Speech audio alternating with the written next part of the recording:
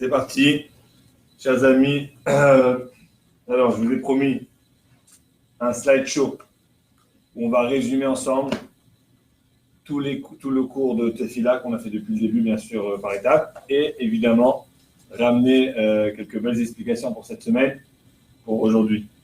Alors, en dépit de slideshow, je vous ai quand même fait un petit jeu de cartes. On a tout là-dessus.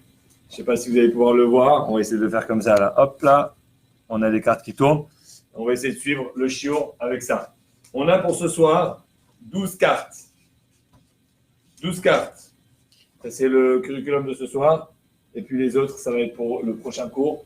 On va probablement conclure ce sujet de Tefila au prochain cours. Pour l'information, Sterna, elle n'est pas là ces jours prochains. Et mercredi prochain aussi, elle ne sera pas là. Je ne suis pas encore sûr si le cours il va être. Mais ce soir, on a dit on ne peut pas arrêter le cours, même si on a des fois des bonnes raisons. Mais il y a des choses qui ne peuvent pas manquer, n'est-ce pas? Alors voilà. C'est important de mentionner également que ce soir, c'est une journée très spéciale. On a parlé Shabbat que le mois de Kislev, c'est un mois de lumière. Donc il y a plein de fêtes qui se passent une après l'autre, et tous des très grandes fêtes. On a ce soir, du Kislev, le 14 Kislev, qui est le mariage du Rabbi Lubavitch à Varsovie. On en a parlé aussi la dernière fois. Donc c'est un jour très important. Pourquoi c'est très important le jour du mariage du Rabbi? Si je vous demande le jour de la naissance du Rabbi, c'est important. Pourquoi c'est important? Parce que s'il n'était pas né, on n'aurait pas eu de Rabbi. Tout ce qu'on voit, toutes les activités, toutes les actions que le Rabbi a fait dans sa vie, eh ben, ils sont grâce à sa naissance. Donc quand on célèbre sa naissance, on est en même temps en train de célébrer l'ensemble de ses activités. Attendez, là il me fait un sale coup l'ordinateur.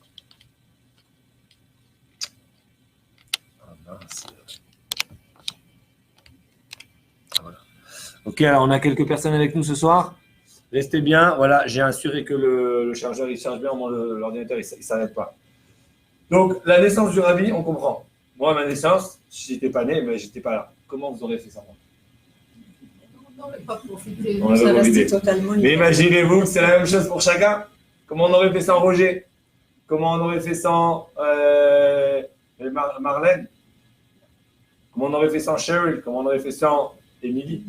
Comment on aurait fait sans Marie? Et comment on aurait fait sans tous les autres? Donc la naissance, c'est hyper important. Et on sait que dans la Torah, la naissance, c'est la date juive. Parce que le vrai mazal d'une personne, l'énergie qui est vraiment connectée à la personne, c'est celle qui est reliée avec la date de naissance juive.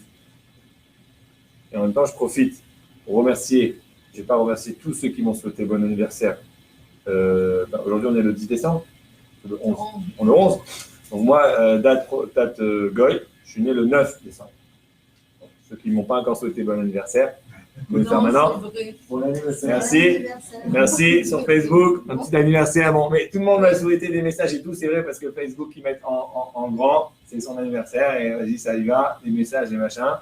C'est très gentil, ça nous fait sentir bien la vérité. Quand tu te réveilles et tu vois 10 messages, tu regardes l'anniversaire. Une heure après, tu vois encore 3 messages, 5 messages, et toute la journée, depuis 3 jours, ça n'arrête pas. Ça te fait sentir un peu comme ça. Important. Oui. C'est bien.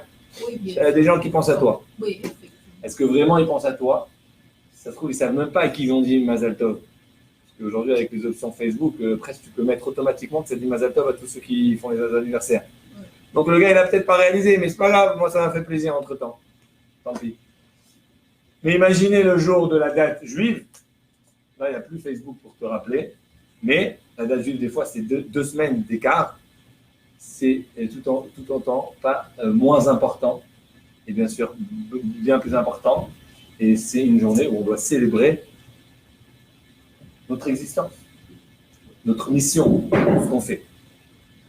Alors ça, c'est pour l'anniversaire. Pourquoi le jour du mariage du Rabbi est tellement important? Je veux dire pourquoi. Parce que si on regarde dans l'histoire, dans l'arbre généalogique des tzadikim, le Rabbi précédent, Il avait 3 filles. Il a marié une des filles au rabbi. Donc en réalité, le rabbi précédent, c'est le beau-père du rabbi. Donc c'est logique que quoi?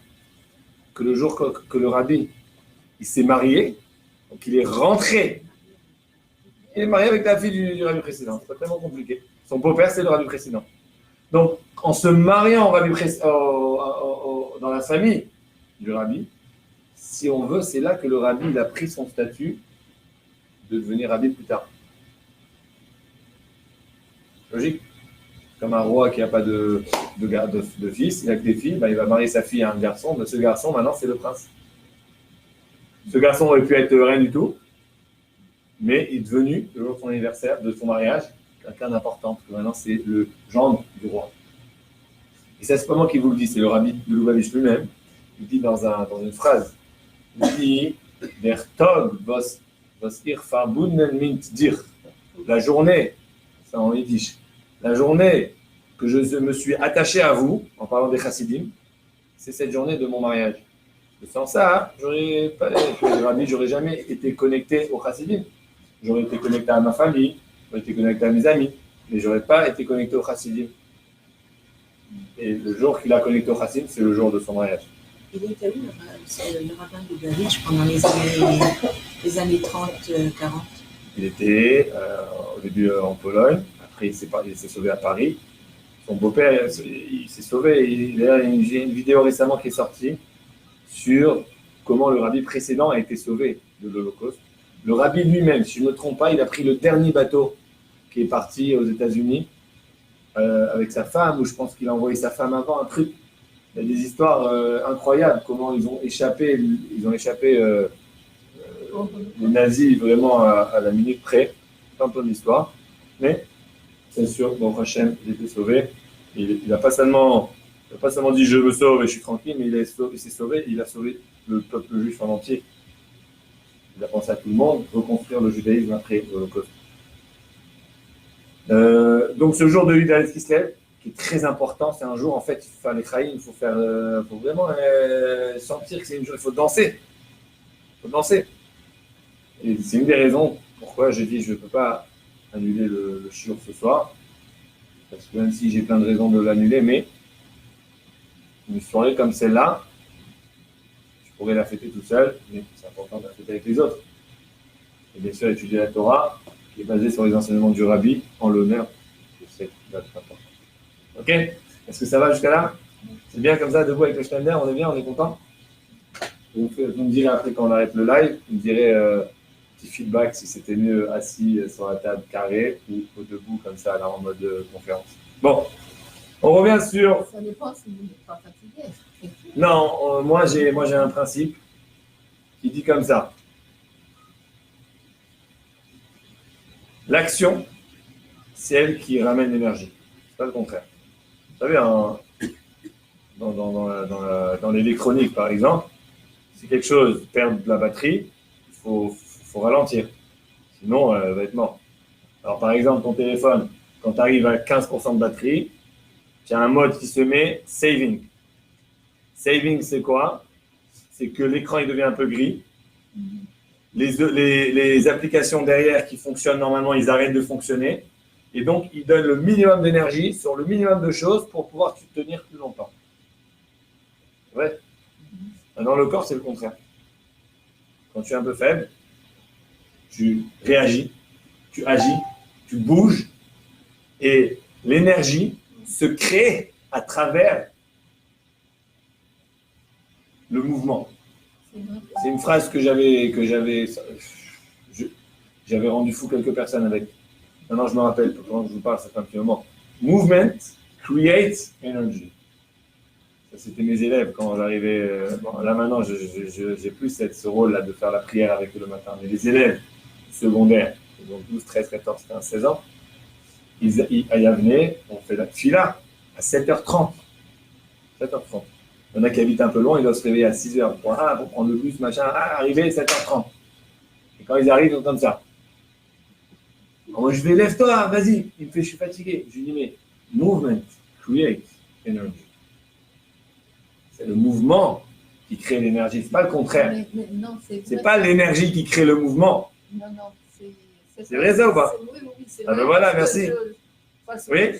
je le vis, moi, parfois. Je n'ai pas envie de rien faire, puis après, je me pousse.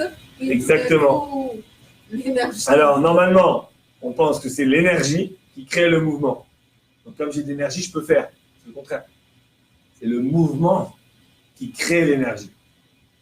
Donc, le plus que tu bouges, le plus que tu vas avoir de l'énergie. Et même si au début, tu es un peu fatigué, mais tu bouges et tout, à la fin, tu es en forme. Bon, bien sûr, il y a un moment, il faut s'arrêter, il faut aller dormir. Je ne dis pas qu'il faut maintenant se pousser sans s'arrêter.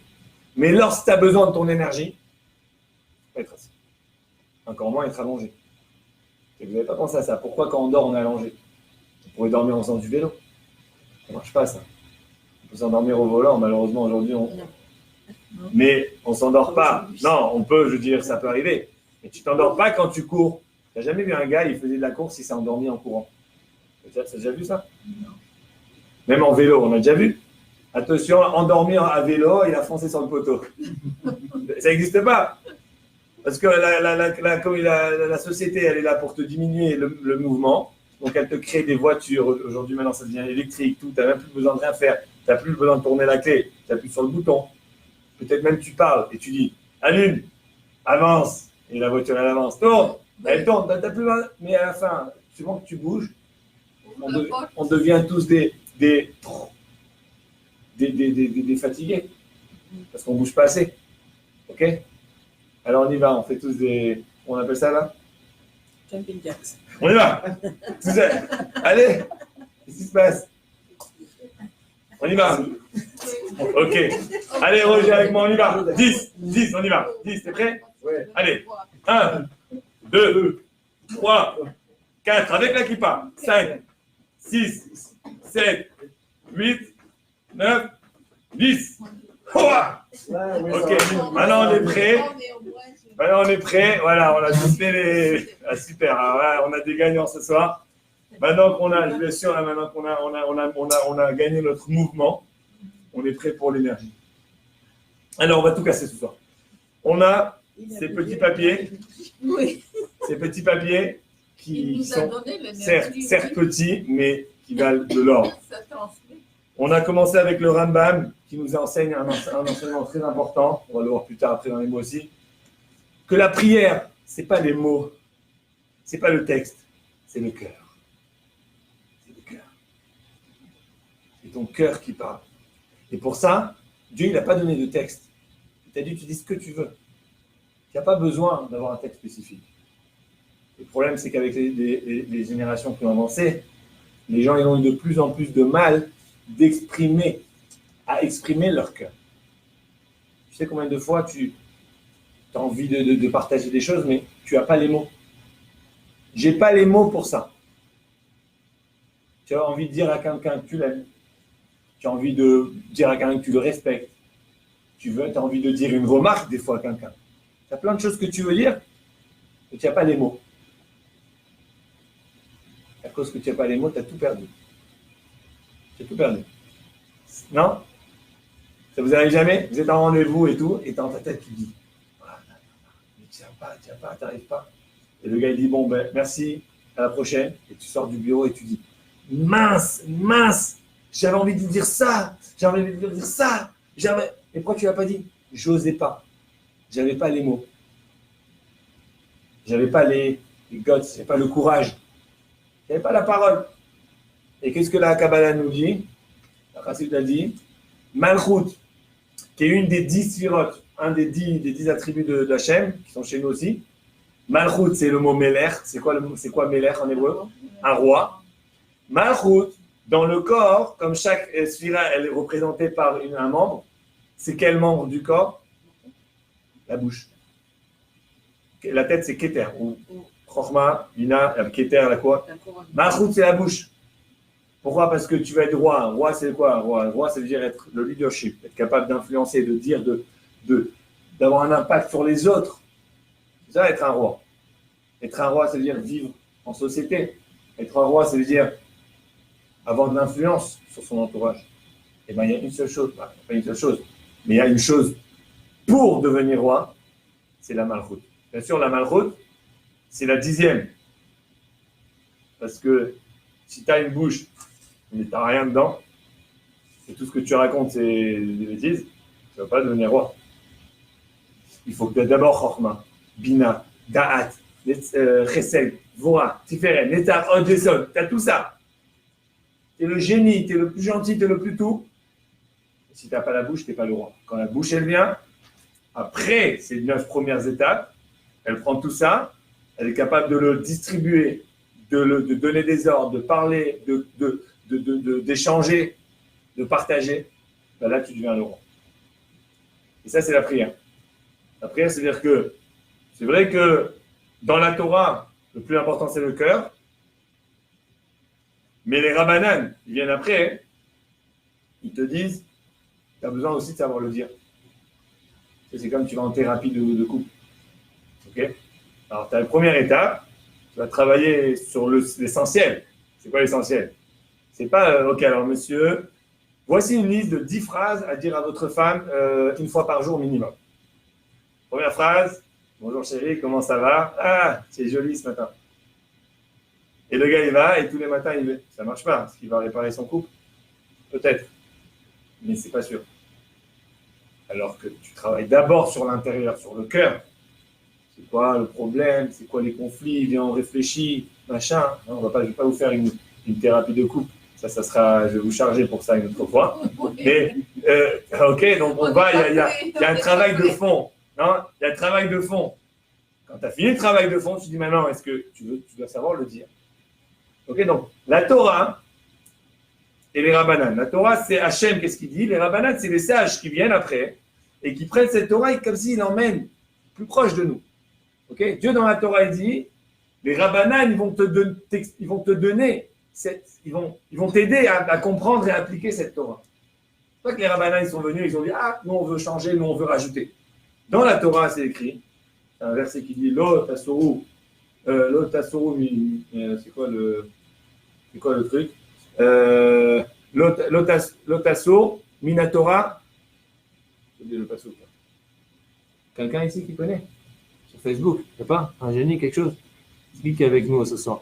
Lotaso, bref, tu ne vas pas te détourner, Lotaso, Minatora, Sherirucha. Tu ne vas pas te détourner de la Torah qui vont t'enseigner. Donc, Hachem, il dit, les Rabbanano, leur job, c'est de prendre cette puissance du cœur et t'apprendre à l'exprimer.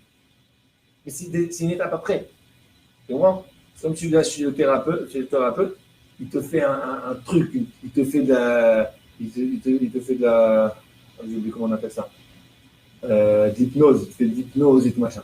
Quand il a terminé, il te dit, bon, tu vas aller chez mon assistant, entre guillemets, les rabbins, c'est pas les assistants, mais si on veut, c'est la simplicité. Maintenant, tu vas savoir comment le traduire en mots et tout, mais c'est moins important. L'essentiel, c'est ce que la Torah dit, c'est le cœur qui s'exprime. Donc ça, c'est première étape, ce que le Rambam nous a appris dans les Ilchot. C'est celui-là. En deuxième étape, on avait expliqué une chose très importante. Il y a des questions, n'hésitez pas. Aujourd'hui, on peut se permettre de poser des questions. Hein? Si vous avez, on a deuxième étape, on a expliqué cette histoire du Baal Shem Tov. On ne va pas vous raconter aujourd'hui, mais le message, c'est quoi? C'est que dans le Baal Shem Tov, l'histoire du Baal Shem Tov, c'est une personne qui avait beaucoup de mérite et qui était resté spirituellement. Et pour l'emmener dans sa vie, il avait besoin de prier très très fort. Donc on a appris une chose, c'est quoi? C'est que la prière, c'est-à-dire que des fois, tu as des choses qui t'appartiennent. Ils sont loin de chez toi. Moi, j'ai une belle Ferrari. Elle est où? Elle est au garage. Elle est au concessionnaire. Pourquoi tu ne l'as pas achetée? Je ne sais pas, j'ai déjà signé et tout. Tout est là, j'ai déjà payé. Mais je ne l'ai pas cherché. Je ne l'ai pas ramenée à la maison, donc je ne la conduis pas toute ma vie. Et je suis... C'est bête. Alors, Hachem, il dit quoi? Il dit tu vas prier. Quand l'histoire du Hachem Tov nous apprend que des fois, tu pries pour quelque chose. C'est quelque chose qui t'appartient, qui est à toi. Elle n'est pas dans ta poche. Donc, toi, tu dois aller la chercher. Et pour chercher ça, c'est à travers la prière sincère. On a en troisième étape appris que Adam, ça a été le premier exemple de l'homme qui a prié. Et ce n'est pas seulement l'homme qui a prié, c'est que Dieu, il a fait tout un tourment et il n'a pas fait pousser l'herbe pour que Adam y vienne, pour qu'il puisse prier. Et on avait étudié un truc très important par rapport à ça, comment tout le passouk, il a une autre, on va appeler ça, comment tout le passouk, il a une autre forme. Quand on comprend ce concept, c'est le passouk qui a une différente approche. Bon, on va pas rentrer là-dedans, mais l'idée, c'est que Hachem, il veut, depuis le premier jour, il a voulu que la première chose qui vient, surtout quand c'est la parnassa, parce que l'eau, ça représente la parnassa, ça doit venir par la prière de l'homme. On a vu que Noach, l'écouté Torah, il nous dit que tout le concept de la Teva, de l'arche de Noé, c'est en vérité la prière. Quand tu as des tourments dans ta vie, quand tu as des choses qui se passent, tu as tellement de trucs dans la journée que tu n'arrives plus à rien faire. Tu as des soucis, ou tu as même des fois, c'est des gens qui ont beaucoup des grands business et des machins, ils sont très occupés avec des bonnes choses, mais très très occupés. À un moment, tu ne prends plus le temps pour toi, tu ne prends plus le temps pour rien. Tu vas te retirer de tout ça. Te donner, rentrer, Boé la Teva. Rentre dans la Teva, rentre dans l'arche, rentre dans la prière. Et quand tu es rentré dans la prière, c'est là que tu vas pouvoir non seulement te sauver de ce maboule, mais t'élever. Ok, maintenant on a trois choses, et ça on avait terminé ça avec le cours dernier. C'est Abraham, Yitzhak et Yaakov. Abraham, Yitzhak et Yaakov, c'est les trois ancêtres. On sait que le concept, pourquoi on appelle Abraham, Yitzhak et Yaakov des ancêtres? C'est pourquoi? Parce que moi quand je fais une chose, je suis capable d'influencer une, deux, trois personnes. Ok? J'ai 5 enfants. Il y a un enfant qui va prendre je sais pas moi, un caractère, il va aussi faire des trucs avant de faire son cours. Il y en a un autre enfant qui va prendre d'autres qualités. Chaque enfant il va prendre une qualité différente de moi. Et comme ça, hein, dans chaque famille, il y a plusieurs enfants. Et chaque fois, c'est pas la première chose qu'on fait quand on regarde un bébé. À qui il ressemble? J'ai jamais compris cette question. Moi, c'est un truc qui me dépasse, quoi. À qui il ressemble? Alors, il y a une chose. Quand tu vois le bébé, tu dis, ouais, il est trop mignon, il ressemble à sa mère. Quand tu vois le visage, alors c'est ton réflexe. Mais ce qui me tue, c'est quand tu es au téléphone. J'appelle, je sais pas, moi, j'appelle mon oncle, j'appelle mon père. Allô, il ressemble à toi? Je sais pas, c'est quoi sa père? Il ressemble à qui? Quoi? Je sais pas, moi, mon bébé, il ressemble à qui? J'ai jamais compris ce truc. Jamais compris. C'est vrai? C'est sa chance. Qu'est-ce que ça veut dire qu'il... Oh! La meilleure, c'est laquelle? La meilleure phrase, c'est laquelle? Vous m'entendez sur Facebook ou pas? C'est quoi la meilleure phrase? Il ressemble à lui. Non, mais non. C'est quoi la meilleure phrase? Il est entre les deux. Non, mieux. Il est entre les deux. Ah, c'est nul ça. Non, je rigole, c'est nul. La meilleure phrase, c'est un mot, c'est même pas une phrase. C'est un mélange. Waouh! Wow. Non! C'est un mélange! C'est toujours un meilleur. Ah ouais, eh ben voilà. Je l'ai dit Je cherchais une personne comme ça depuis très longtemps. J'ai dit aux deux, alors c'est le mélange. C'est le mélange. C'est là. Oh! C'est exactement les joues de son père, les yeux de sa mère. Et l'autre qui est derrière qui fait, c'est un bon mélange. On dirait que ça fait du café au lait, tu vois, le cappuccino. C'est un bon mélange. Bon, moi, toutes ces affaires, ça ne me parle pas. C'est n'importe quoi. Le bébé, il est, c'est un bébé, il grandit, voilà. On s'en fout qu'il ressemble. Et anyway, en tout cas, c'était pour un peu de divertissement. Mais on revient sur les ancêtres. Les ancêtres. C'est quoi les ancêtres? C'est eux qui ont déterminé. Je prends aussi un peu de temps pour revenir dans le tribe. Les ancêtres, c'est 3 ancêtres que la Torah nous dit, puisque c'est les Avot, chaque juif, il a en lui tous les aspects de ces Avot. Tout. Normalement, un père, il y a un père, et les enfants, ils ont quelques petits trucs du père. Et tu vas avoir des enfants complètement extrêmes. Okay? Parce que chacun a pris un autre truc du père ou de la mère, peu importe. Et ça fait qu'à la fin, ils peuvent être complètement extrêmes et ils ont quand même un mélange. Mais les Avot, c'est le contraire. Tu en as 3 d'abord, tu n'en as pas un. Bon. 3 pères. Et chaque descendant des Avot a toutes les qualités des Avot. Alors quand j'ai toutes les qualités des Avot, je précise. On ne parle pas vraiment de toutes les qualités des Avot. Parce qu'on va prendre le cas de Abraham. Il a vécu combien de temps? Combien de temps il a vécu Abraham? 147 ans? 147? Ok. Je te le crois. Roger, je te fais mon non, si c'est à cause de toi. S'il y a un problème, c'est à cause de toi. 147 ans, Abraham. Maintenant, dans la Torah, Combien d'années d'Abraham on raconte dans la Torah? Combien? Le gars, il écrit une autobiographie. Ou une biographie, peu importe. Il y a de la naissance jusqu'à la fin. Dans la Torah, Abraham, combien d'années on parle de lui? Moi, je dirais peut-être 20 ans. D'abord, on commence à parler de lui. Quand Abraham, il a déjà... il a déjà quel âge? Il a déjà... Bon, ce soir, les dates, ils m'ont sorti. C'est ma tête, on ne peut pas trop réfléchir. Okay. Donc, Abraham, on parle de lui, il a déjà, je ne sais pas, 50 ans, je crois. L'Africa, il a 50 ans. Donc, déjà, les 50 premières années, tu dois oublier. Après, entre 50 et 147, on ne parle pas de chaque année. On parle d'un événement. Toi, quand tu lis la Torah, tu as l'impression que tout s'est passé un après l'autre. Ce n'est pas vrai. Il a voyagé, il a fait ça. Mais après, il y a eu un laps de 20 ans, 30 ans, des fois, on ne parle pas de lui. Donc, finalement, quand je dis que les béné Israël, ils ont tous les aspects de Abraham et de Isaac et de Jacob, on ne parle pas de tout. On parle ce que la Torah, elle raconte. Pourquoi la Torah, elle les raconte?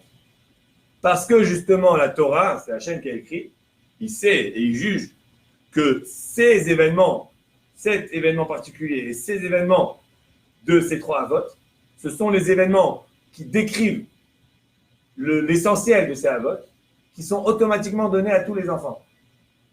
Vous comprenez ce que je veux dire? Donc, les trois avot, ils ont toute leur vie. Mais nous, en fait, on n'est pas intéressés par leur vie privée. Nous, on est intéressés par leur vie publique, leur vie en tant qu'avot. C'est quoi en tant qu'avot? Le mot avot qui vient du mot père. Et puis si tu es père, c'est que tu as des enfants. Ok? Donc, ce qu'on raconte sur toi dans la Torah, c'est essentiellement les choses qui vont se transmettre aux enfants, parce que c'est sur ça que tu t'appelles père. Sinon, tu t'appelles père de tout. Le concept de père des avot, ce n'est pas un père physique, c'est que tu es le père de la nation. Donc toi, Abraham, par exemple, tu as, qu'est-ce que tu as fait? Tu as fait la bonté dans le désert. Cette bonté, tu as plein de choses dans ta vie, mais cette bonté, c'est une chose qui décrit ton titre de avot dans cette.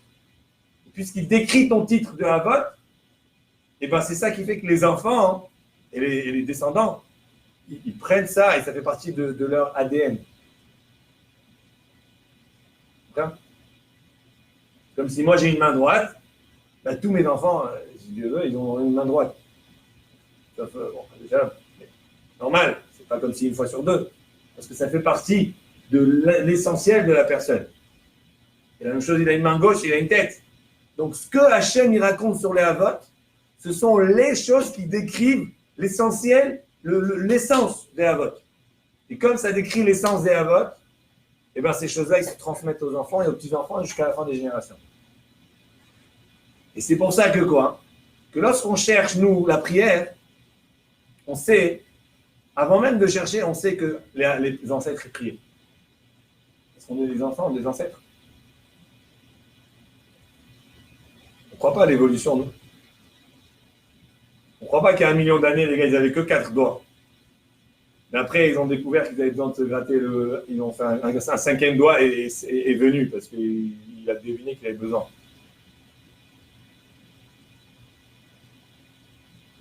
Marrant. Les autres, ils ont eu des ailes parce qu'ils ont voulu voler, donc il y a des ailes qui ont poussé. Dommage, si nous on voulait voler, on aurait peut-être volé. Bon, on revient. On ne se concentre pas. Ok? Donc, ce concept-là des avot, qu'eux, ils ont instauré la prière, c'est quoi? Parce qu'en vérité, les avot, ce qu'ils font, et pas savoir ce qu'ils font, ce que la Torah elle raconte sur eux, c'est des choses qui nous affectent directement. Et c'est pour ça qu'on revient maintenant sur Abraham, Yitzhak, Yaakov. Et là, on va passer tranquillement les 3 avot. Et ça, c'est une petite révision encore une fois, mais avec quelques petits détails rajoutés.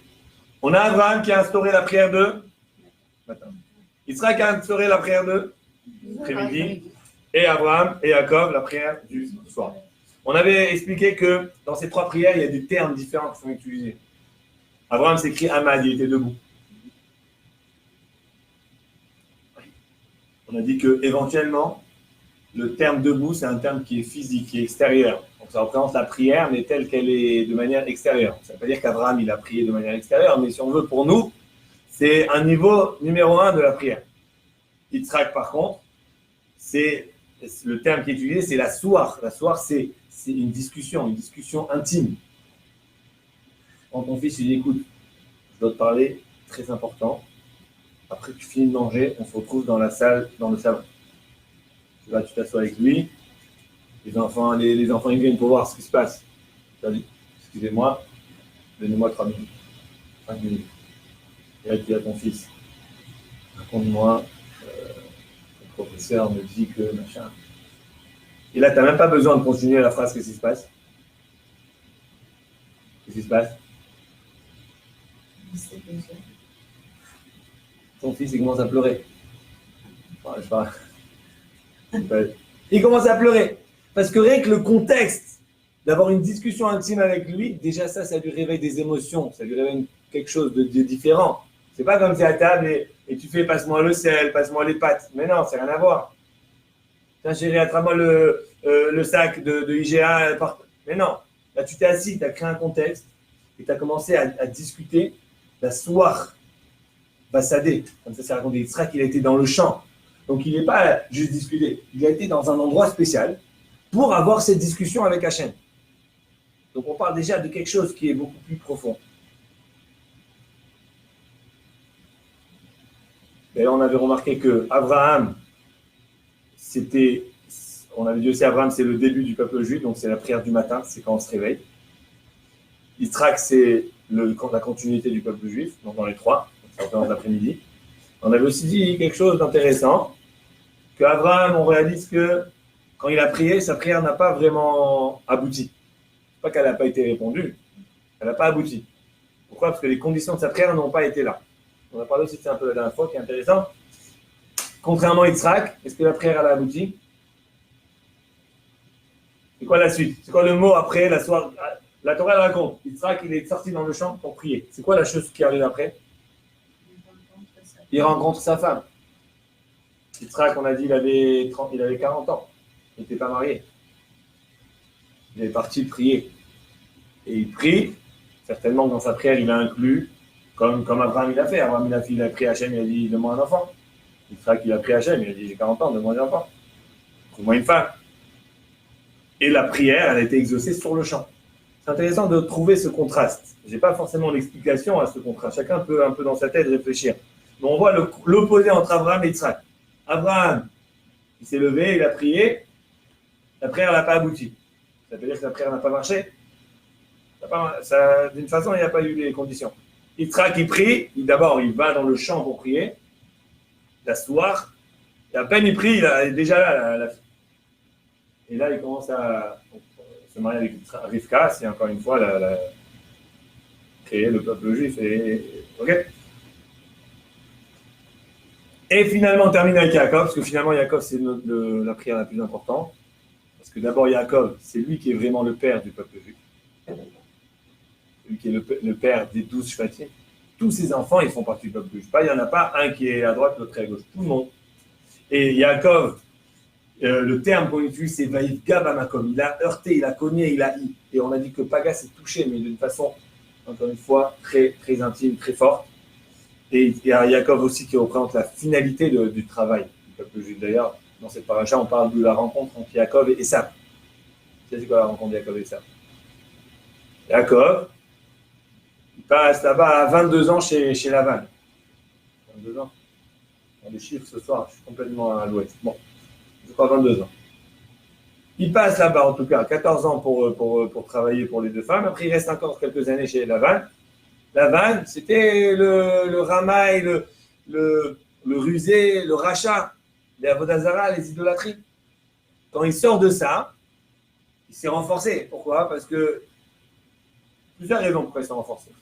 Mais logique, c'est quoi? C'est quand tu vas dans un endroit difficile et tu gardes tes standards, tes valeurs, ça te renforce. Parce que, normal, ça a montré que même là-bas, tu n'as pas bougé, donc tu es plus fort. Quand il sort, qu'est-ce qu'il fait? Première chose qu'il fait, c'est quoi? C'est de rencontrer Esav.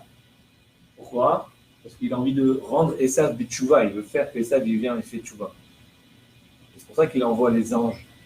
Il envoie des anges. Ils disent, allez voir la situation de Esav. Allez voir si Esav, il est prêt. Et quand les anges ils reviennent, mais ils ne sont pas prêts. Donc Yaakov, son but en vérité, d'ailleurs à la base quand il a reçu les bénédictions, je ne vais pas trop rentrer dans l'histoire, mais quand Yitzhak, il a voulu donner les bénédictions à Esav, vous connaissez cette partie d'histoire. Donc Yitzhak, il veut donner à Esav. C'est qu'en vérité, ces bénédictions, ils appartiennent à Esav. Yaakov, il vient, il les arrache, il se sauve, et il revient. En fait, quand il revient, qu'est-ce qu'on dit qu'il revient pour redonner les bénédictions à Esav. Mais Yaakov, il veut redonner les bénédictions à Esav, ça veut dire quoi redonner? C'est-à-dire raffiner Esav pour qu'il soit capable de recevoir ces bénédictions. Pour qu'avec ces bénédictions, il fasse le bien. Mais il voit que c'est pas prêt. Il dit à Esav, écoute, je ne peux pas marcher avec toi, on va se retrouver plus tard. Rachid dit, c'est quand Mashiach va venir.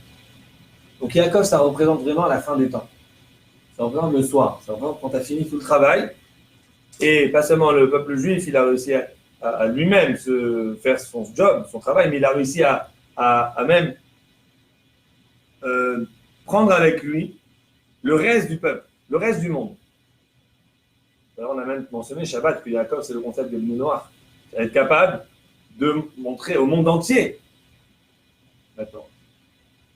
Donc Yaakov, il prend les brachot et bénédictions de Yitzhak pour les donner à Esav. Et il dit, c'est pas, je suis pas, moi je fais la Torah et les Mitzvot, je veux que Esav, c'est un symbole, Esav, ça représente tous les nations, eux aussi, ils puissent profiter de cette Torah, mais à condition qu'ils soient prêts.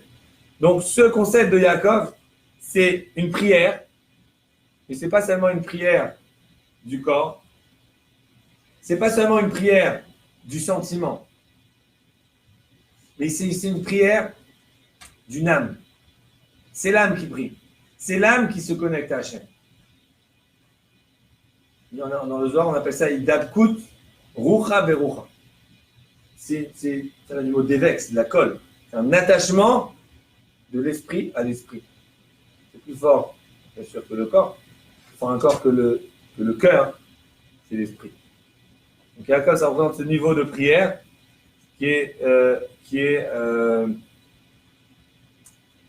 exprimé à travers ce terme de Vaïfga, Bamakom, il a touché l'endroit, et on a même expliqué la dernière fois que le mot Makom, qui veut dire l'endroit, fait référence aussi à Hachem. Donc il a touché Hachem, il s'est connecté avec Hachem. Bon, on a aussi une très belle expérience de Shabbat, avec le minyan qu'on a raconté, que Ashgacha Pratit, le premier Shabbat dans l'histoire du Chabad, on a eu minyan de façon surprenante. Sans faire les... Parce que normalement, il y a des procédures. Vous savez les procédures pour avoir minyan. Shabbat, quand il y a minyan, c'est qu'il y a eu 3 jours de préparation. J'ai appelé l'un, j'ai appelé l'autre, j'ai envoyé le email, j'ai dit à lui, j'ai dit, écoute, on a besoin, machin. Les gens, hop, ils sont venus. Ce Shabbat, on n'a rien fait, on a juste envoyé un petit message à tout le monde, et tout le monde est venu, on a eu ce minyan. C'était vraiment le Shabbat de Yaakov, de la Tfila. Alors, maintenant, puisqu'on a beaucoup parlé, on va essayer maintenant de retourner un peu dans le texte. Et je vais vous demander d'aller dans la page 141. Page 141, on a les... Ok, donc on a vu là maintenant, on a vu. Adam, Noach, Abraham, Yitzhak, Yaakov. C'est quoi la suite? Après Yaakov, c'est qui? Les 12 tribus. Dans les 12 tribus, on va s'arrêter sur une. C'est Naphtali. Vous allez voir dans le verset, donc dans la page 141, c'est le verset 8. Batomer Rachel. Et Rachel dit, Naftuli Elohim Niftalti. I have been twisted around with my sister. J'ai réussi à m'en sortir de ma sœur parce qu'elle était jalouse de sa sœur qui avait des enfants et elle n'avait rien. Il m'a rôti avec ma sœur. Gam Yacholti, aussi j'étais capable.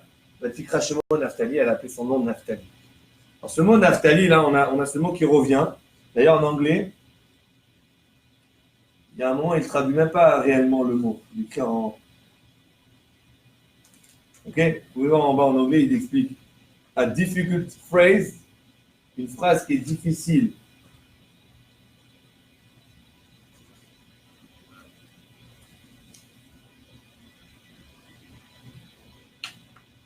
Okay.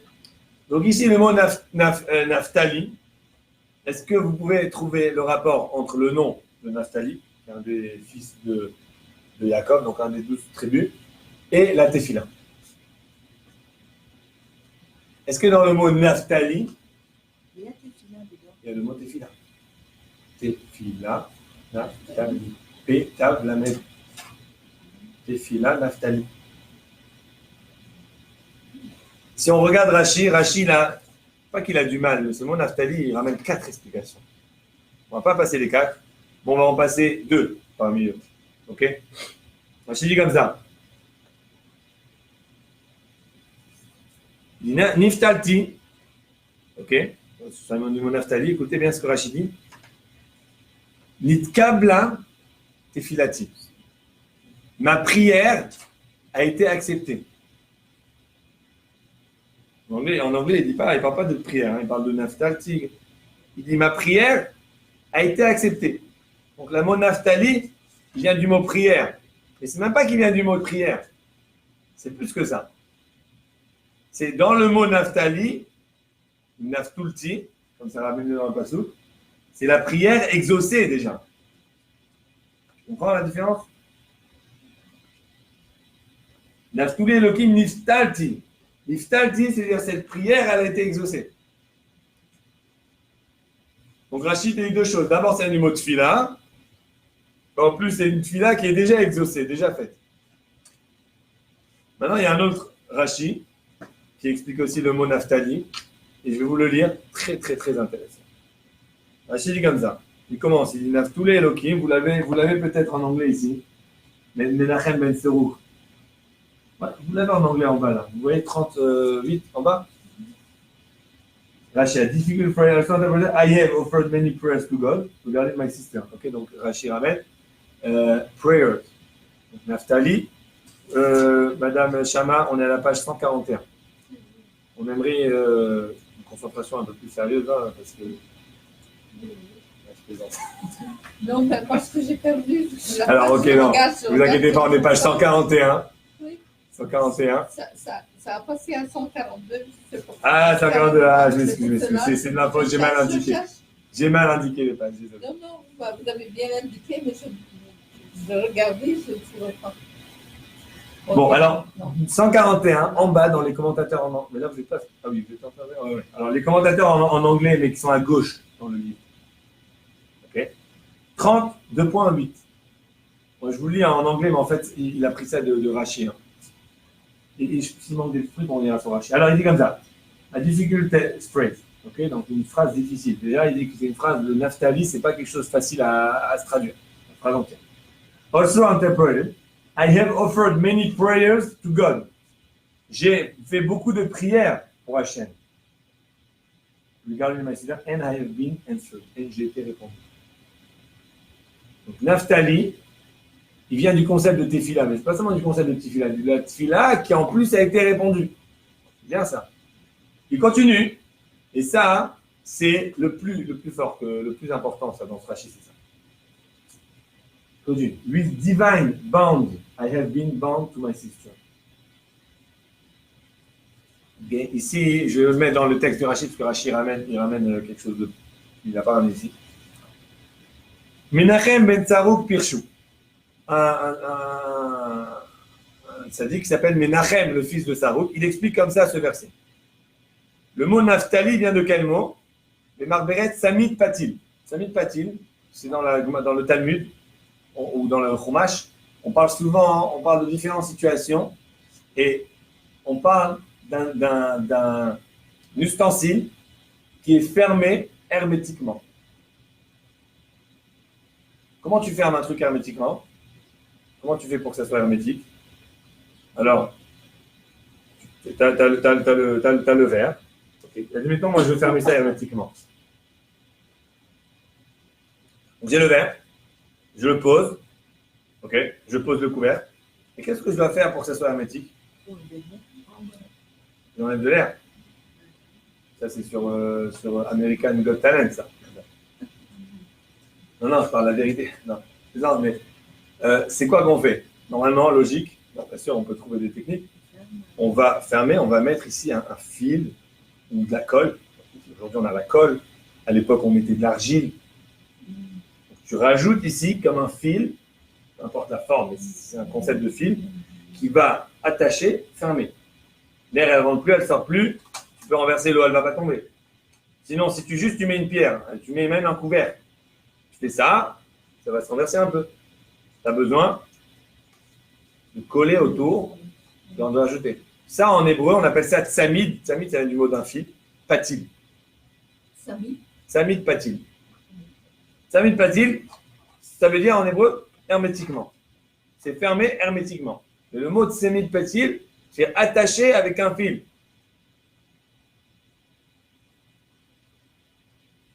Qu'est-ce que Menachem dit? Il dit le mot naftuli, ça vient du mot pétil. Ce tsamid patil, qui veut dire que c'est fermé hermétiquement, c'est-à-dire que c'est attaché d'une façon que il n'y a pas un endroit qui est détaché, et grâce à ça, ça fait un effet hermétique. Ça, c'est le concept de pétil, qui est donc le mot tefila.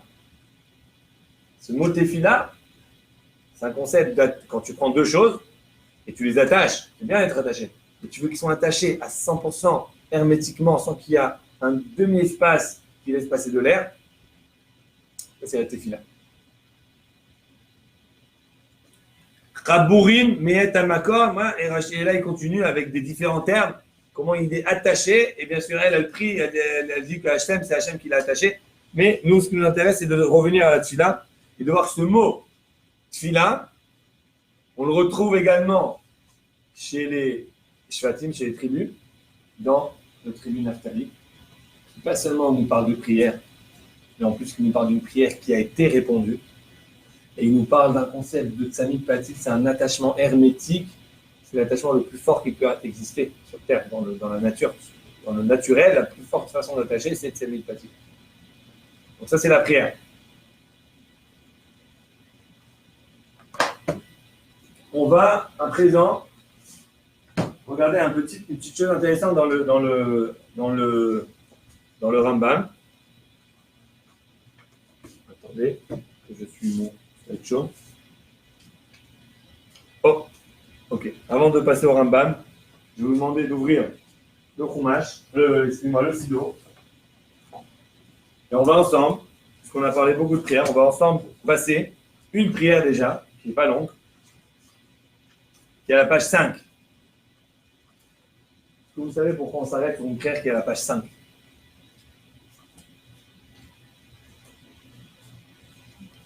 Hein? Pourquoi la page 5?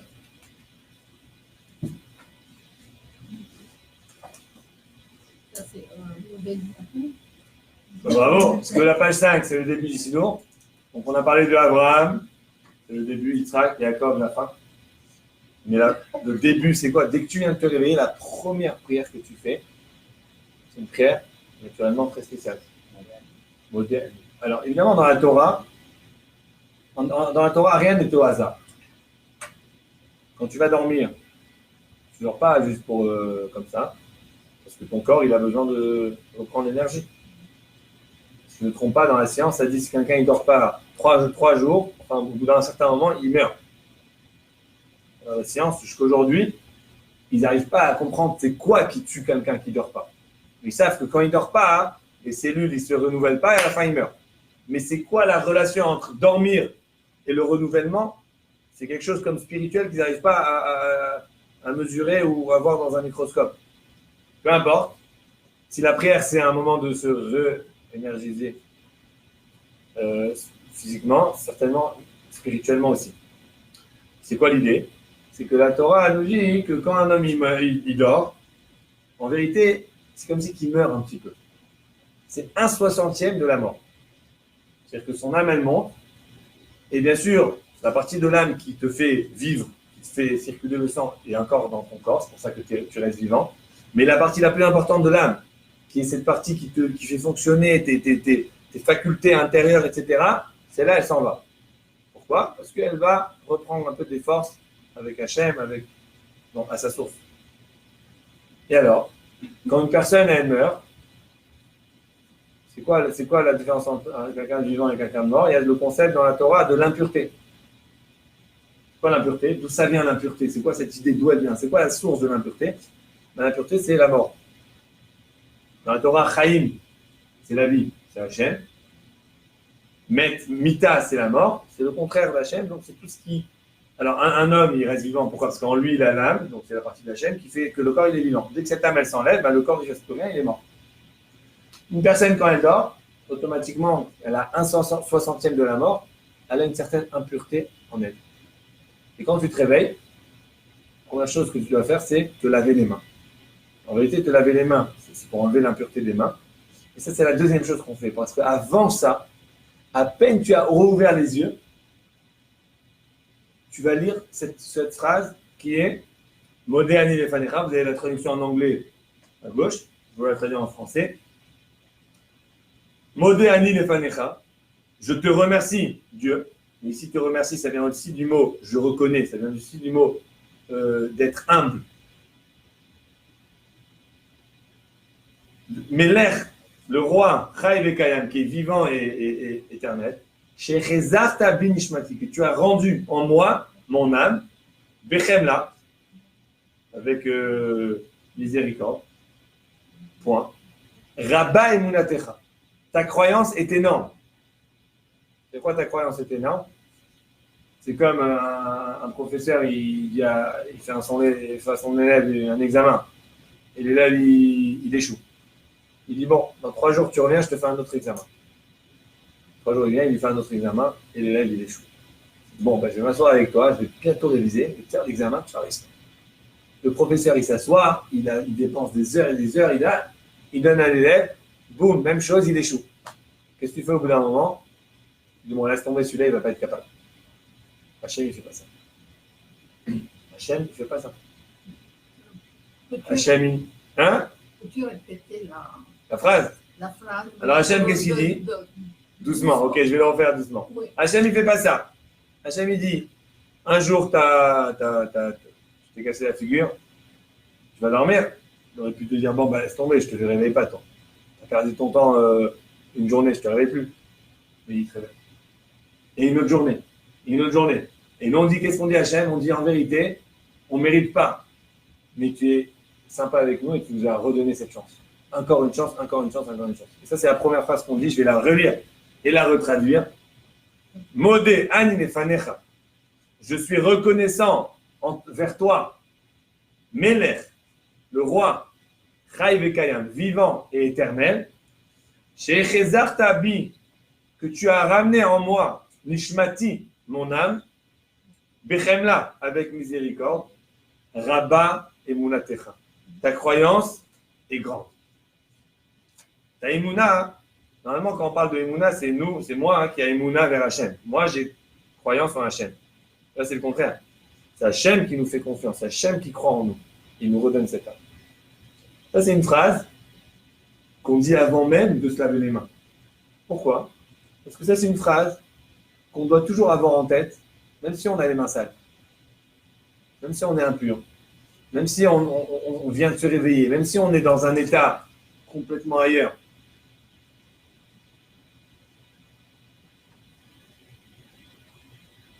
Une fois, il y a un gars qui m'a appelé.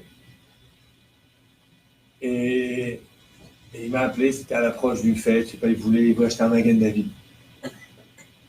Et bien sûr, un gars qui m'appelle, il me dit, je vais acheter un Magen David, est-ce qu'il y a une bouteille d'eau, quelque chose?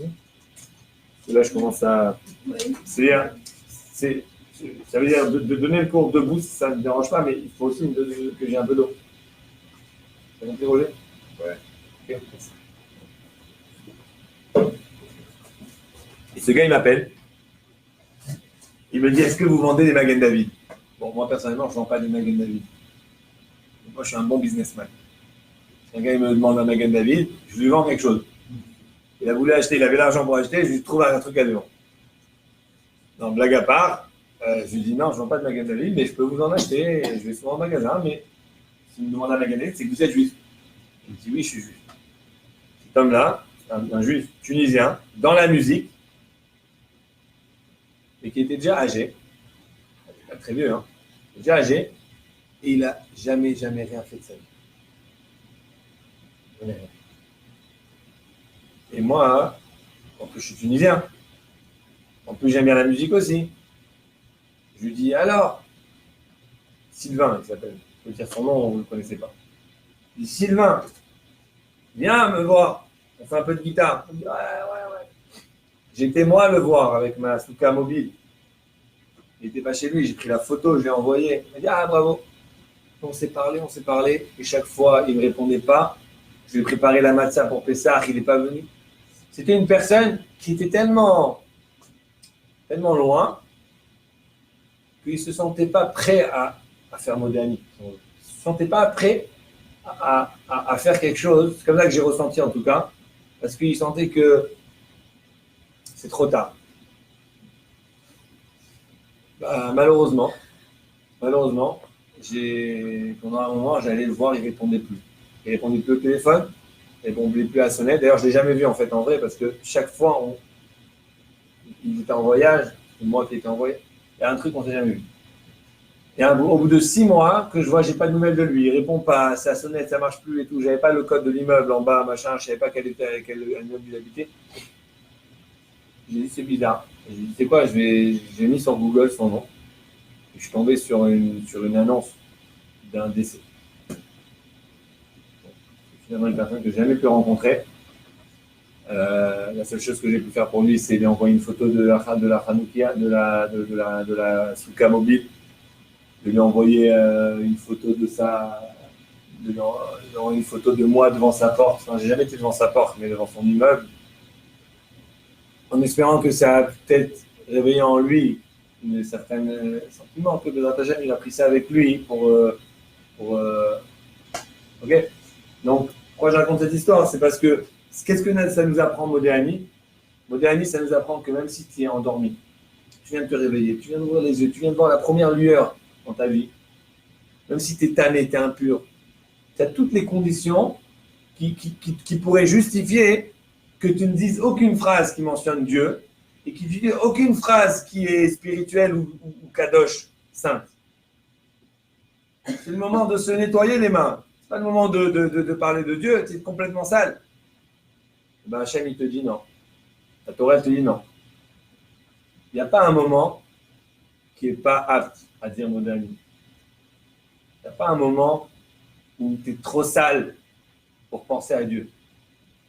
Il n'y a pas un moment où tu es trop endormi pour mentionner un remerciement et une odaya, comme on dit.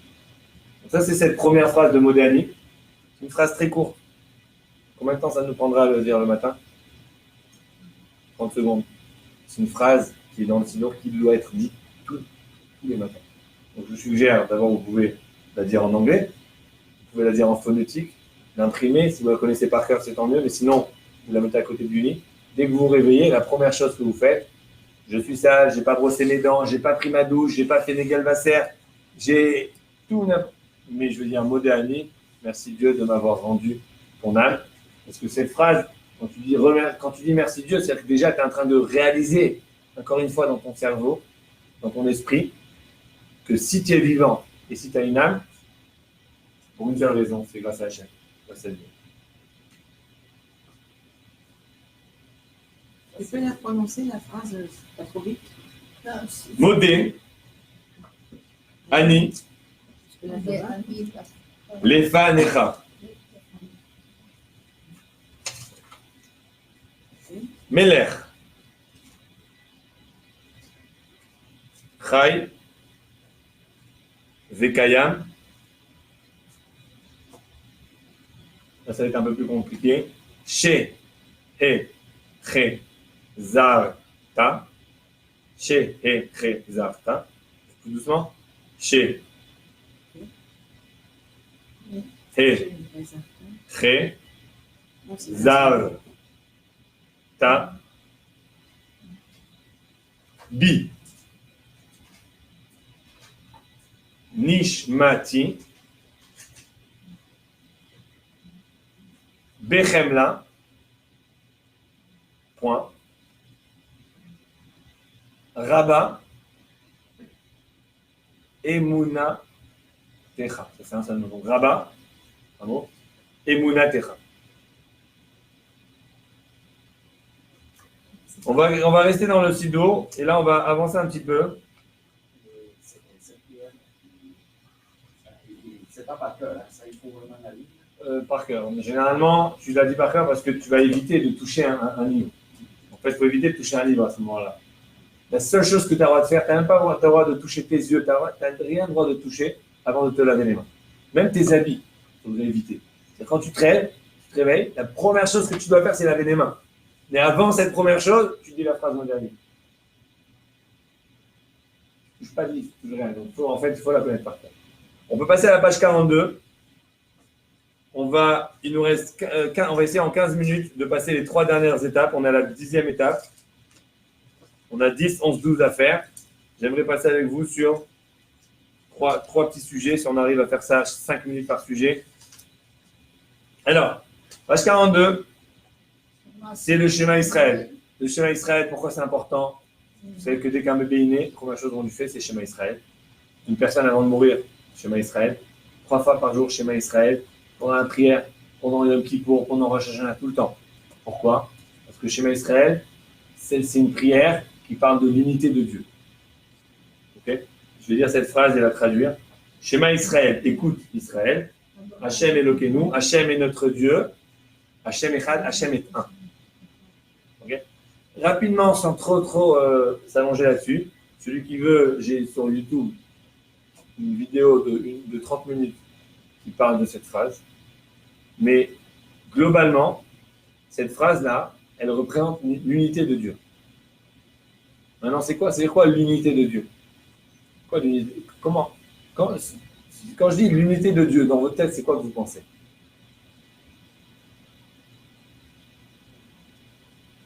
L'unité de Dieu. Echad c'est un. C'est quoi un? Dieu est un. C'est quoi que Dieu est un? Tout et Dieu. Tout et Dieu, bravo. Alors ça c'est le, comment on dit, le twist de la chassidoute qui t'explique ce mot echad. En fait, en vérité, en hébreu, comme en français, il y a un mot qui dit un et il y a un mot qui dit unique. Unique et un, c'est 2 mots différents. La différence, c'est que unique, c'est qu'il n'y a pas un duplicateur, tu n'as pas un deuxième. Alors que un, c'est un parmi 2, 3, 4, 5, ça donne possibilité à d'autres unités. Moi, je suis un, toi, t'es 2. C'est pas contradictoire. Je reste un, toi, tu restes 2, mais on est dans la même catégorie. Pourtant, dans le schéma, le terme qui est utilisé, ce n'est pas unique. On sait que Dieu, il est unique, il n'y a pas un deuxième Dieu. Il n'y a pas Dieu, c'est le plus grand des dieux. Il y a un seul Dieu. Mais le terme qui est expliqué, c'est echad, le mot echad. Echad veut dire un. C'est-à-dire un seul. Echad, c'est dire un, c'est-à-dire qu'il y en a peut-être d'autres. Et c'est pour ça que ce mot echad, il porte à réflexion. C'est quoi ce terme de echad? Alors, je vais aller rapidement. Le mot echad vient aussi du mot ardout, qui veut dire ensemble. Ardout. Et quand on dit que Dieu, il est un, on n'est pas en train d'exclure des autres dieux, parce que ça, on n'a pas besoin d'arriver au schéma pour faire ça. Depuis le début, dès que tu commences à prier, si tu pries à Dieu, tu sais que Dieu il est un. Mais le schéma, il vient nous apprendre que quoi? Que tout ce qui existe dans l'existence, tout ce qui existe dans la création, en vérité, c'est Dieu. Il n'y a rien qui existe en dehors de Dieu. Tout simplement, le mot Echad, c'est 3 lettres. Aleph, Aleph, c'est la première lettre, mais c'est aussi en hébreu Aleph, ça veut dire le maître, le chef. Chet, c'est la valeur numérique de 8. Pourquoi 8? C'est parce que c'est les 7 cieux et la terre. Et Dalet, c'est quoi Dalet? C'est la valeur numérique de Aleph, Bet, Gimel, Dalet, 4, les 4 camps cardinaux. Donc tu dis à Hachem, toi en vérité t'es un, mais c'est pas t'es un. T'es un, c'est-à-dire tout ce qui est autour de moi, c'est toi. Moi aussi. Moi aussi, bien sûr. Mais, ouais, moi aussi. Mais il y a plus que moi aussi. Moi, ok, moi, ça, tout ce qui est autour, tout ce que tu penses, quand tu penses, tous les news, tout ce que tu vois, tout ce que tu entends aujourd'hui, ce qui s'est passé aujourd'hui, il y a 10 ans, il y a 20 ans, il y a 70 ans, il y a 500 ans, il y a 1000 ans. Toute l'histoire entière, c'est Dieu. Ça comprend tout le monde aussi. Ça comprend tout. Ça comprend tout dans l'ensemble. Tout est Dieu. Mal, bien, moyen, positif, négatif, tout. tu es Dieu. Et ça, on doit se le répéter tous les jours. Pas une fois, pas deux fois, trois fois. Le schéma, c'est un texte qu'on dit, qu'on répète, qu'on répète. Parce que c'est difficile à bien intérioriser un concept comme ça. Quand tu vas... Trois fois des moments différents. Non, on fait le matin. En vérité, à la base, c'est le matin et le soir. Donc 2 fois. Mais à travers les prières, si on fait toutes les prières, ça nous arrive qu'on le fait plus que 2 fois. On peut le faire 4-5 fois. Ça, je peux le lire en effet. Ah oui? Oui. C'est bien. Bravo. L'autre. L'autre, non. Pourquoi? C'est de l'hébreu? Oui, mais oui, c'est plus facile parce que je connais J'ai entendu cette phrase. le sens, c'est pour cela. Familier. Ok. Alors, ça me facilite. Mais quand je ne connais pas le sens, je le compose, mais Donc, Echad, c'est une façon, c'est un exercice. D'ailleurs, quand on dit le mot Echad, si vous réalisez, si vous êtes dans les synagogues, vous entendez normalement le mot Echad, il y a une façon de le dire. Ok? Je vais vous la décrire et après vous expliquer. C'est écrit dans le Shulchan Aruch. D'abord, tu dois avoir les mains couvertes. C'est le seul passage dans toute la prière où tu dois couvrir les yeux. Pourquoi? Parce que la concentration, elle doit être tellement forte que quand tu fermes les yeux, tu ne vois pas, mais si quelqu'un fait ça avec sa main, tu peux voir des formes qui passent. Donc, tu n'es pas complètement coupé avec ton entourage, tu n'es pas à 100% concentré, tu es 99% concentré. Alors que le schéma, tu vas mettre les mains comme ça te concentre entièrement. Et là, quand tu dis Echad, quand tu dis le Aleph, tu vas penser à Dieu. Quand tu dis Chet, tu vas lever ta tête en haut et en bas, parce que tu penses aux 7 cieux et à la terre. Et quand tu dis Dalet, tu vas tourner ta tête dans les 4 coins. Donc tu fais Echad, comme ça. Vous allez voir dans la synagogue, mais les gens font ça, tout le monde. Et à chaque fois qu'on dit Echad. Pourquoi? Parce que quand tu fais Echad, tu ne peux pas juste dire le mot Echad comme ça rapidement. Tu dois rester quelques secondes sur ce mot, parce que tu dois vraiment penser à ton entourage. Penser à la lumière qui t'entoure et des fois, malheureusement, à l'obscurité aussi, des fois qui t'entoure. Et tu penses fortement que et cette lumière et cette obscurité, les deux viennent de la main de Dieu. Et quand tu as ça, ça te ramène un sentiment de sécurité. Tu n'as plus peur. Si je sais que l'obscurité, elle est contrôlée par Hachem, ça me fait moins peur. Je sais que peu importe ce qui arrive, c'est Dieu qui l'a décidé. Et si tu pries très fort, alors tu pries en espérant que Dieu va changer cette obscurité en lumière. Donc ça te ramène un certain sentiment d'apaisement et de sécurité qui est incroyable. Tout ça, ça prend 5 secondes de méditation lorsque tu dis la phrase de Shema Israël. Tu la répètes. C'est vraiment une phrase très forte. Je vous assure, je suis certain que si on l'a dit avec ce qu'on appelle Kavana, ça peut nous faire un... La deuxième phrase, Baruch Shem Kevod. Alors la deuxième, c'est une phrase qui suit normalement le schéma. On ne va pas expliquer aujourd'hui, c'est un peu long, mais Vous voyez ça, aussi. On a finalement 2 derniers passages. Je vais les faire rapidement. On va essayer de faire les 2 derniers passages en 5 minutes. Le Rambam dans les lois de Tfila, encore une fois, on dit comme ça.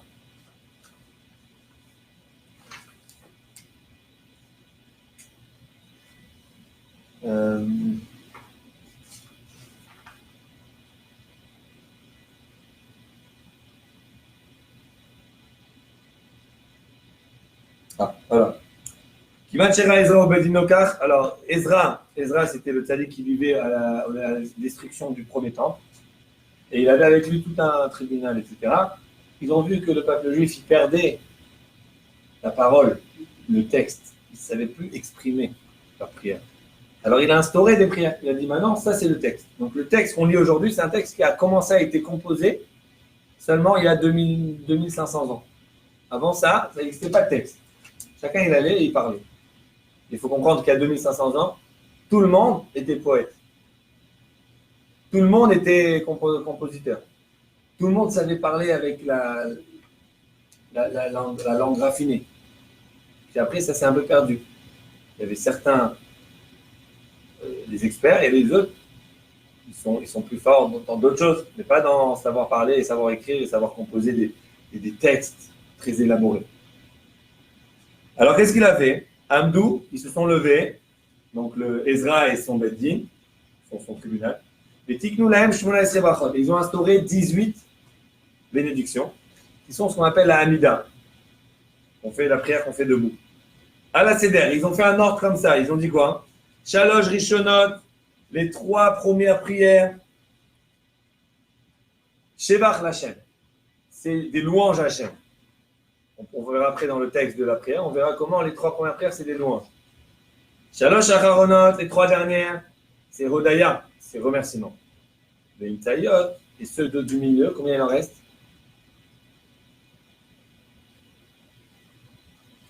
12, bravo.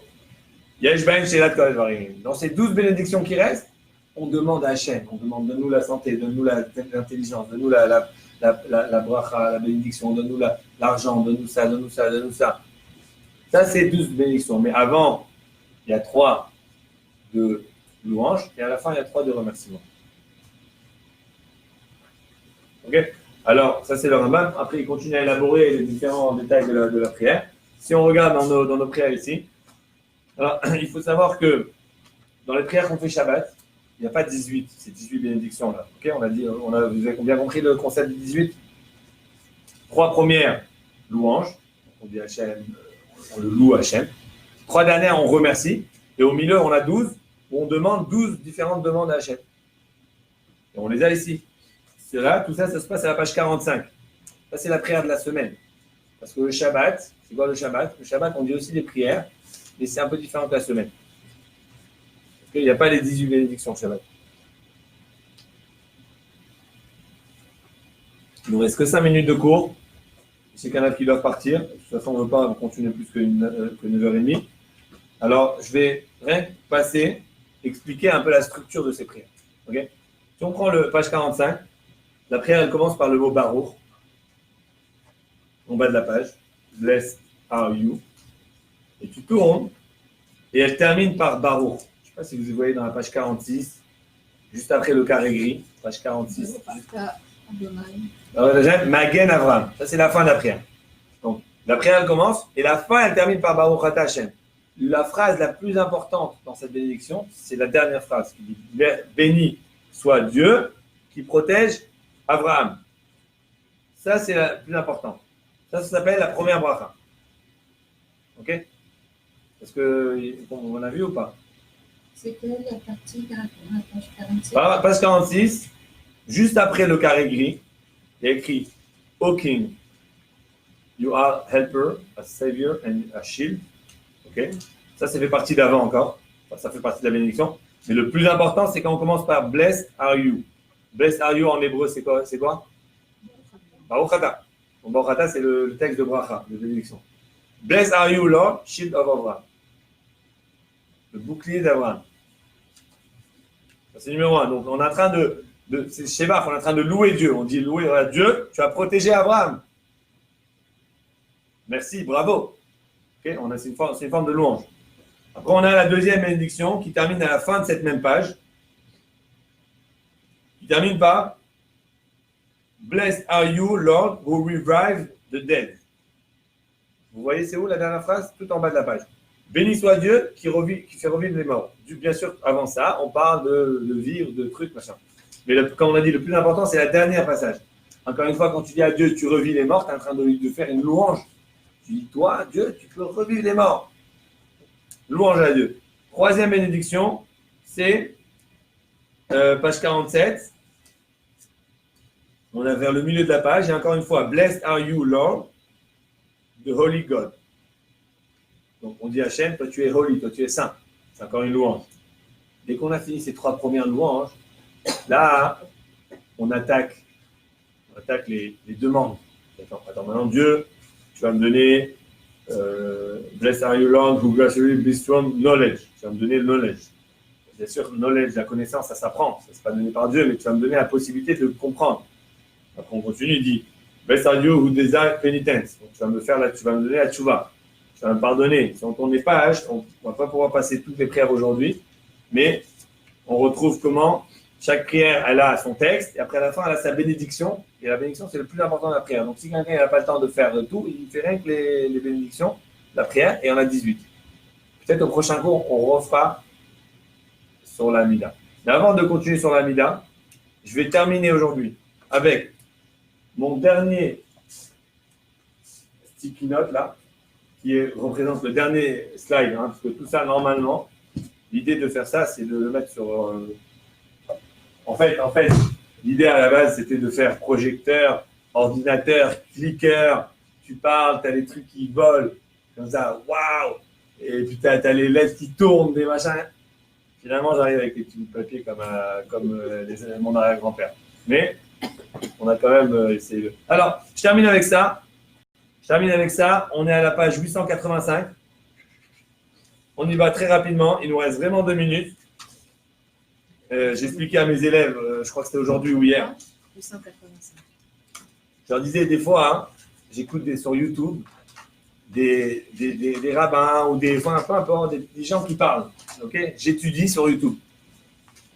Alors, qu'est-ce que vous faites quand le gars, sur YouTube, quand il parle, tu vas écouter un speech, n'importe de qui, il dure 1 heure. Tu n'as pas envie d'écouter 1 heure son speech. Qu'est-ce que tu fais? Vous faites ça, vous aussi? Bravo! Tu vas sur le ceiling et tu mets fois 1,5. Et le gars, au lieu de parler comme ça, il commence à parler très vite. Il dit voilà, on a vu dans la Torah que c'est écrit Vaïtranan, Vaïtaï, il est mort. C'est Moshe Rabbeinu. Comme ça, et si tu prends des notes, tu mets 0,75 et le gars, il commence à parler doucement. Ok? J'ai expliqué ça à mes élèves, ça les a fait rire. Mais peu importe, l'idée c'est quoi? Je vais essayer de parler un peu plus vite pour la suite, mais surtout être très clair et très short to the point. On a parlé Adam, Noach, Abraham, Yitzhak, Yaakov, Naphtali, donc les Shvatim. Après, c'est qui? Moshe Rabbeinu. Moshe Rabbeinu, qui lui-même a été le plus grand sadique du monde, de l'histoire, mais que Dieu il lui a enlevé une chose. C'est quoi que Dieu il a enlevé à Moshe Rabbeinu? Bravo! Tu n'as pas pu voir quoi? La terre d'Israël. Ça voulait dire? La terre d'Israël. Moshe Rabbeinu, toute sa vie, il rêvait pour ça, pour voir la terre d'Israël. Et quand Hachem il a dit, tu peux pas voir, est-ce qu'il a juste baissé les bras? Non, il n'a pas baissé les bras. Il a prié. Et c'est écrit, va être Anan. À that time, page 885, verset 23. Il nous reste exactement 50 secondes. À ce moment-là, j'ai prié à Dieu. Et je lui ai dit, oh God, Hachem, Elohim. Maintenant, qu'est-ce qu'il veut, Moshe, à ce moment-là? Qu'est-ce qu'il veut? Il veut entrer en Israël, être pardonné, rentrer en Israël. Est-ce que la première phrase qu'il dit, c'est Dieu, fais-moi rentrer en Israël? Non, pas du tout. L'ordre de prière qu'on a vu, que d'abord on fait du Shevar, d'abord on loue, on fait des louanges à Dieu, et après on fait des demandes. C'est smart comme idée. Tu fais ça, tu vas chez ton patron, d'abord tu dis bravo, tu as fait excellent, super et tout. Après tu dis fais-moi un petit raise. Fais-moi une petite augmentation de salaire. Ça marche comme ça, tu ne peux pas arriver, tu dis tu veux un service, tu vas d'abord faire des louanges. C'est bon ce que tu fais, bravo, Chazal, bravo, franchement, je te respecte et tout. Après, tu ne peux pas me prêter ta voiture. Ok? Donc, qu'est-ce qu'il dit, mon cher Rabbeinu? Il dit, Hachem Elohim, on est en train de dépasser le temps. Tu m'as montré ça. Et je vous fais rapidement, vous pouvez lire en anglais après. Ta force qui est grande. Tu es unique dans le ciel et dans la terre. Qui pourrait faire comme ta force et ta puissance? Après que Moshe Rabbeinu, il a détalé une liste comme il a fait le CV du bon Dieu. Il va, et passe au 25, il dit, et Ebrana avait erré. Laisse-moi traverser, en anglais. Tourne une again, because of you. Non, j'ai sauté, moi je vais demander la soupe. Please let me cross the Jordan. Let me see the good land across the Jordan, the good mountain and the Lebanon. Laisse-moi traverser ce Jourdain, voir cette belle terre de l'autre côté du Jourdain, cette bonne montagne et ce Lebanon. Et comme ça, Moshe, il continue. Et les Chachamim, les sages, ils nous disent, de cette prière de Moshe, on apprend quelque chose de très puissant. Ce qu'on a appris juste avant, ce qu'on a vu dans le Ramban, ce qu'on a vu dans le Sidour même, dans les ordres de prière, qu'avant de faire ta demande, Dans le cas de Moshe, c'était « laisse-moi traverser ». Je ne peux pas arriver comme ça et dire « laisse-moi traverser ». Je dois d'abord faire une petite introduction de louange, de remerciement, de grandeur, etc. Et après, tu arrives à cette... À ce moment, on voit que les Chachamim, quand ils ont écrit le Sidour pour écrire la prière, c'est pas juste qu'ils se sont assis, ils ont réfléchi. Ils ont étudié tous les passages de Torah et à travers ces passages, parce que là on a pris que le Chumash et avec ça on a pris quelques petits passages. Il y a encore le Navi qui sera probablement le prochain cours. On va traverser des histoires incroyables dans le Navi qui décrit aussi la prière et des éléments très importants dans la prière. C'est avec tout ça que les sages ils ont dit maintenant, on va prendre toute cette sagesse et on va en faire un texte pour le monsieur tout le monde, pour qu'il puisse s'approcher et faire sa prière pour pencher son cœur vers Hachem. Chers amis, bonsoir. Merci beaucoup. Merci. La prochaine fois, tu vas nous expliquer comment on fait exactement avec... J'irai dans les détails du schéma. Oui. J'irai dans les détails du schéma. Est-ce que sur Facebook, on a des candidats qui sont restés avec nous là tout le cours? Je vois qu'on a quelques personnes qui sont en live encore. Pourquoi on ne peut pas voir c'est qui est en live? Dites bonjour. Bon, en tout cas, bravo à tous pour avoir suivi le cours. C'était vraiment c'était puissant, c'était excellent. Je pense que c'était un cours qui était très... et grâce à vous. Hein? Ah ouais, ouais, c'est intéressant pour moi aussi. Et merci à tous d'avoir participé. À bientôt.